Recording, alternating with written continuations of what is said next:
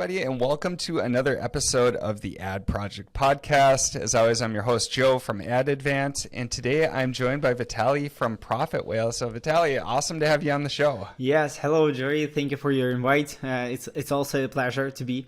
Yeah. So for those who aren't familiar with you or Profit Whales, kind of just give us a quick overview and like how you got going in the space and key things that you do at Profit Whales. Yeah. So we started that is our like fourth year inside this like big sphere as the Amazon.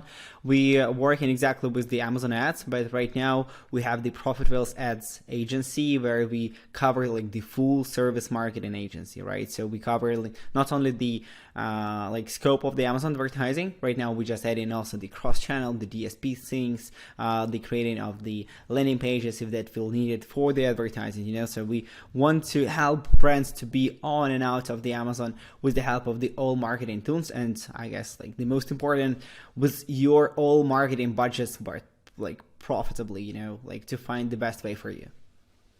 Sure.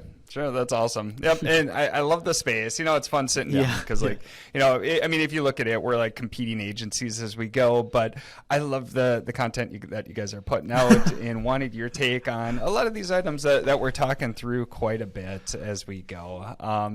And so one of those that I see you guys like to focus on, and we've been really focused on quite a bit lately too, is Amazon DSP. Mm-hmm. And so we've kind of given our take on what it's like, but maybe just give us a quick intro, kind of how you view DSP overall. And then from there, we can kind of jump into like some more specifics on like utilization and everything. Right. Yeah. As I have mentioned previously, I guess like the DSP for the Amazon sellers, it's one of the top tools for the 2022 because a lot of updates we got during the 2021. A lot of updates inside inside the Amazon, in the case of the interface, in the case of the audiences, how to work with the different ad campaigns. We see the improvements in sponsored brands and sponsored display.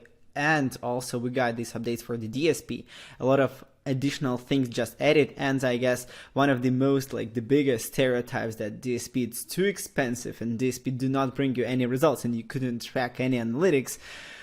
I guess, we should just ruin it, We just need to show to the market again that you need to try that, you need to go for that. And we have, I guess, two main directions inside the DSP. The first one is the remarketing campaigns. That is working much, much better. And you have a lot of analytics around them. And I guess we will speak more about that lately. And the second one is the analytics, the analytics around your final consumer, around the people who buying your products and who they are, what is the interest, what about your e-market audience, who then you just grab these analytics and set up all other campaigns, because now the next trend is the cross-channel marketing, and let's find out how to connect all these dots together. Sure. Yeah, it's funny that you bring it up too, because that's a lot of pushback that I get when initially bringing up Amazon DSP overall. Is it's too expensive, or we tried it before and we didn't get good results from it, or there's not great reporting or different things like that. I think over time. So there were some early adopters who maybe got in and didn't see great results from the start. Or I've heard many cases where people went directly with Amazon for Amazon managed DSP, and they can be really good at spending the budget, but may not be as good at actually optimizing for overall results. And so, it's interesting for me to hear too, because I continually get kind of the same pushback when recommending DSP overall, that, we tried this before, we heard that it doesn't get great results, and different things like that. I think a lot of it's in the implementation and most of the people, I guess, most of the Amazon sellers who just previously used that, they will tell you exactly the same thing, and our main idea, on the beginning, it's not as Amazon ask you to rush. 40K per month, and here is the sales, and everything like that. It's not something that will help you. A lot of Amazon sellers will go for that. Okay, let's set up the account and everything like that. But our main understanding is that is the tool that brings you with a lot of analytics, and you need this analytics. First of all, that is the tool that helps you to connect your remarketing audience. You shouldn't pay every time inside the Amazon unique click per cost per click, like unique one, like you have like every time only like new visitors, but they couldn't be new, they could be like the old one, they just trying to check you again and again, they just try to search the niche, and you spending a lot when one buyer wants to find out is it good for them opportunity or not, and clicking a lot of different ads and then purchase, like you're just spending a lot of money. And why you should like miss the remarketing, right? The next question is how to work with that correctly. I mean, because you will have a several different strategies to set up all these campaigns for reaching out all these audiences and come back to them, or reach out to them again and again. Yeah, with the different time periods, for example. So we do not recommend to start with the same budgets, like 40K per month. We just do that try to grow that from month to month, go lower, see the feedback from in the case of the ROAS, for example. I guess that will be the best metric in the case of the DSP, and figure it out. Yeah, because first month will be not so good. That will be just the beginning. You should understand that. The DSP, it's all about the algorithms. It's much more than inside the Amazon PPC. It's only the algorithms, inside all the things. And you need to wait till algorithms will understand that you are relevant for these specific audiences. You could sell more to these specific audiences. You need a lot of tests around that, and that will take time in the case of the optimization. It's not just, as many Amazon sellers just mentioned to me, what you will do on the setup, you will just turn on the campaigns. Okay, sure, I got you. Sure. Yeah. And for those who aren't familiar too, on the DSP side, like Vitalii is saying, there's a lot more algorithms that are going on in the back end to help fine tune all those orders that we're setting up. And so, I mean, from the basics to just trying to tune around, say ROAS optimization. So they're going to be continually doing tests as they go, and then figuring out which audiences to really test, or what creatives to push as you go. So there's a lot more tuning that goes on after these orders are in place and going. In terms of initial budgets, so it's cool to hear too that you guys will get sellers started at a lower rate than the 35 to 40K or whatever the key threshold is that Amazon is, and we definitely recommend that too. Personally, I started as a seller, and I would have a hard time just saying, oh yeah, here's 40K, go for it. Yep. So how do you have any rules of thumb on where you get people started with for overall budgets on DSP, maybe as a proportion of sponsored ad spend or anything like that? Yeah, we have the average that we recommend to get started for one product is around 5K. Sometimes we have 3 products for these exactly 5K, and there is a amount, not the fixed one. It's more to understand how quick we could spend it with the right number, and enough options for the settings that we will do. Sometimes we spend more than 2 months to understand what exactly sources we will get the traffic, and then of course we will have a chance to increase it to 10, 50, and that will work. And I guess one of the main hypothesis that we right now see is you have your the Amazon PPC budget, and you could take a 10% from this budget and put that to the DSP. Not because you need a lot of sales, or that will be additional source on getting some sales, or additional source to getting more traffic or anything else. It's more about the analytics. You will pay exactly for the analytics to collect all this data, and then start working with that, because there is a chance for you to not miss the audience with the help of the remarketing, and of course to maybe then to discover additional things with the interest, with the behavior campaigns, or anything else, so you will have a chance to expand it. Sure. And how do you make the decision? So with sponsored display, we've been given the option to now, we can do audience views remarketing as we go. Mm-hmm. And so between sponsored display and DSP, how are you typically allocating budget? Do you go to one or the other typically? How do you view that? That is a really good question, because actually we do not believe so much inside the sponsored display as for the DSP. I don't know, okay. We just have done a lot of tests around that, to understand where we like the remarketing more, or where is like the best placements. But it's not like the case that you shouldn't use the sponsored display, because we're speaking with you about the Amazon with the click share and conversion shares, and the DSP is like one of the most important things for the conversion share things that will influence for you in the case of like your competitors and you exactly on like this attribution window that we will see. So you should use the DSP and sponsored display, and the main thing here is that you need to create like the ecosystem from the analytics. You should grab the data from DSP, put that on the sponsored display, and to improve that, to launch more cases, more hypotheses, and the same you should do from the sponsored display to DSP. So for you, it's like the one additional tools. You shouldn't like calculate it. We have like the 3 inside the Amazon PPC and DSP. No, you have the Amazon tools with the sponsored products, sponsored display, brands, and DSP, and that will be the connection of all this stuff, because then you will understand that.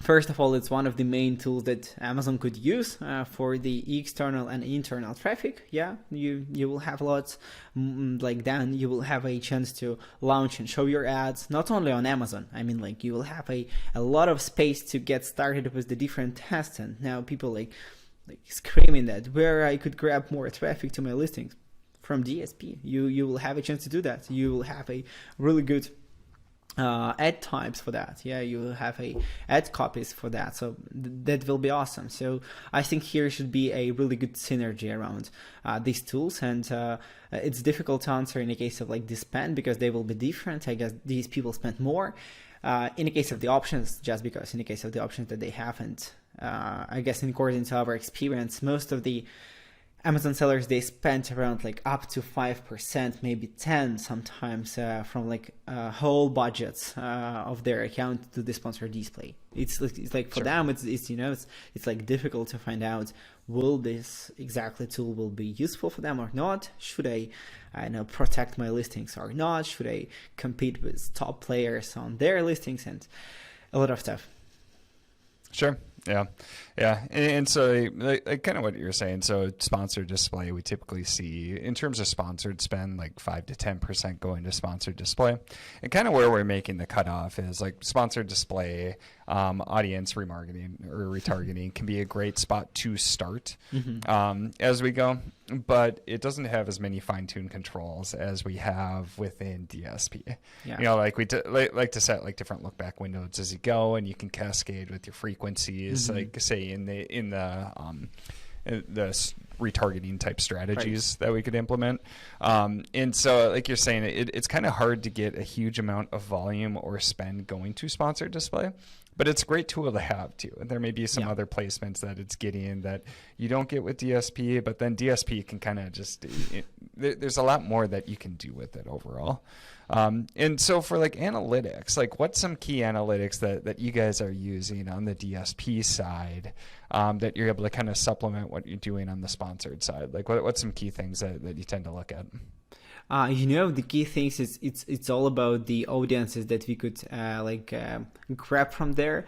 I mean that we have 3 different things as like lifestyle, the in-market, and lookalike audiences.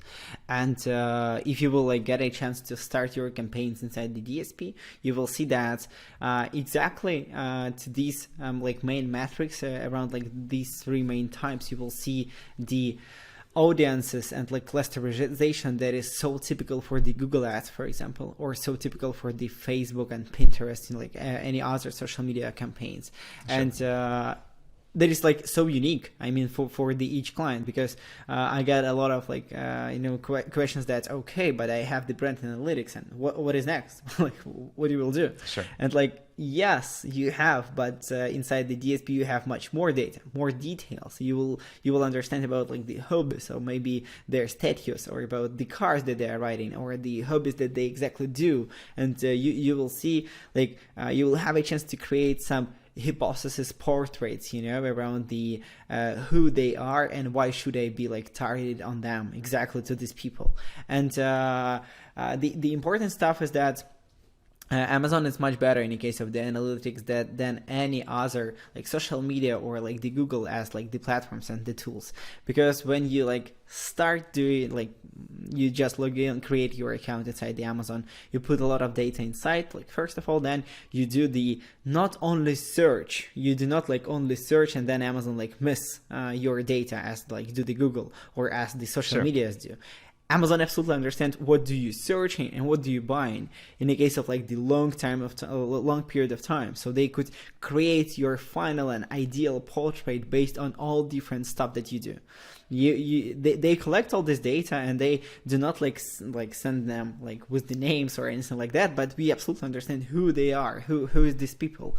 And that is the case. There is the case that with the help of this analytics about like your portrait, about the audiences that you have a chance to set up your all cross-channel things as the Facebook, as the Pinterest, as the Google, without any like A/B test, as people like name it. Yeah, like we need to test your audience like for 5K per month, and then we will provide you with the CPA that you will have. No need. You will have a really good understanding about who is your audiences that could purchase your products on Amazon. And if you will do the Amazon attribution, for example, and your like final direction will be Amazon, here they are. Yeah, like no need to test. And there is like another way of the ecosystem, right? So you grab the data from the first of all from the Amazon, you could understand what is the best keywords working, what is the best audiences inside the sponsored brands and sponsored display like could convert. Then you go to the DSP like to double check the audiences and collect more data,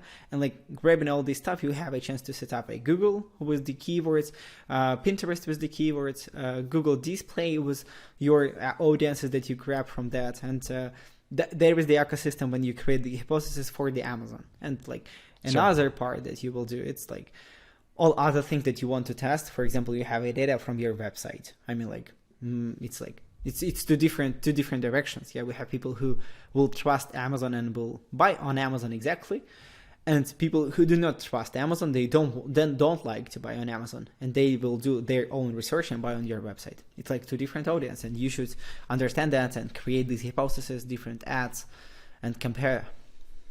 Sure. And I think you hit on a really key point too. When we look at different channels for advertising, so if it's Google, they're trying to tie search behavior to purchase intent.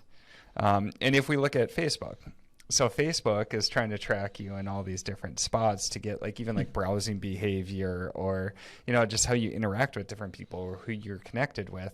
And at the end of the day, they're trying to tie that more to purchase intent so advertisers can use it. So they may have to make a pretty big leap right there.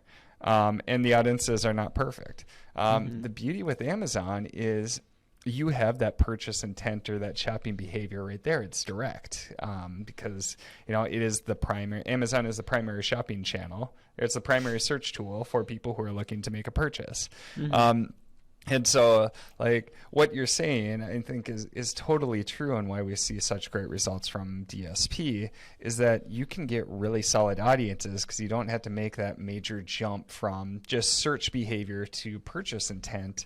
You already have that purchase intent directly, which is very powerful. Right, and people should understand that. I mean, like everyone right now will say like, come on, Amazon will launch a lot of bans around the Amazon. It's a lot of strict rules that we need to be, you know, we couldn't use the super URLs, how to rank like our products or anything else. But you should understand that all these rules help you as a brand to grow like your like product sales or like just brand awareness with the help of the all Amazon tools. And if you will understand that you could not just click on the button, create ad and launch it, you have a chance to transfer and collect all this data through the different channels, like through the different like landing pages, your photos on your listings, on your description. You should understand that all this stuff is its ecosystem. And right now we just spoke about the like how to work with the analytics. The same you could do with the keywords. You should understand that the long-term keywords, for example, like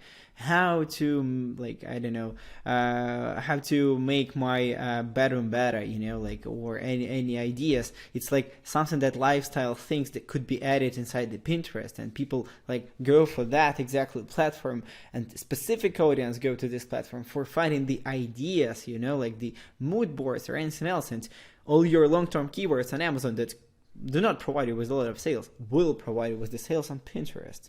And the same for the creatives, you have a bunch of the channels to check your creatives for different audiences. And if you get one new creative that you just created with your social media manager or designer and you get a lot of sales, you could put these creatives to your Amazon store and like, here it is, like that will be something that attract and already converted. So all dots should be connected here. And I guess like a lot of people just missing that, and I don't know why. You have a lot of data inside the Amazon, and there's like the cool stuff. Sure. So for sellers who are listening, and maybe they've gotten going on, say, like DSP, but they're looking at other like off-channel or off-site channels to start marketing themselves. So where do you start? I know you've just given a lot of ideas on different ways you can tie it in, but if I'm a seller and I'm trying to figure out where to start, like where would you recommend, whether it's channels or digging through the data to figure out which channels to go on? Yeah. There is a really great question, because it's like, two main parts that you should figure it out. First of all, are you the brand? Like visually? What about your creatives on Amazon, on your website, on your social media? Are you like the same all around where you will do the advertising? If not, you should first of all like work on that. Please be unique. Sure. Please be a brand. Make all things in one color.